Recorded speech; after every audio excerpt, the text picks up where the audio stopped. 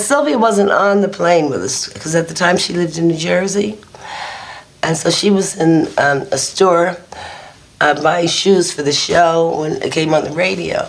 But she didn't hear it. One of the salesmen heard it and said, "Don't you work with Elvis Presley?" And she said, "Yeah." And he said, "Well, you know, he just died." And she said, "Don't be playing." She was telling me, relaying the story to me. She said, I told him, "Don't you play with me like that," you know? She didn't believe it. You know, I got over the shock of it. But when I think about it, it's still like unreal because, you know, you don't expect people to. He was like, I know he was larger than life, but I'd seen Elvis sick so many times before.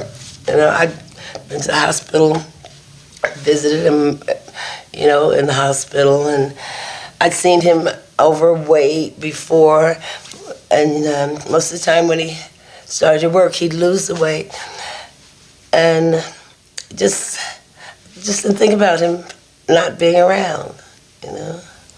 There were some people that acted very insensitively to Elvis's death. I heard one comment. I mean, they were calling, some of his really good friends were saying, "That bastard had to go and die," you know. I guess they were in shock too, but I heard some very harsh things from some people that had been around Elvis, and you would think that they cared very much for him, you know, but he was a meal ticket to a lot of people, and that's all. And that's very unfortunate.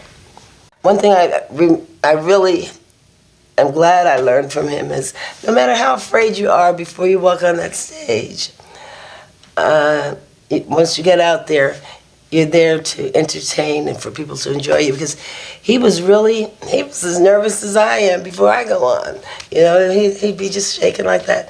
But as soon as he walked on that stage, and there's, and saw those flashes, even if it was a place where you couldn't use flashes, and saw the audience expecting from him, then he gave, you know.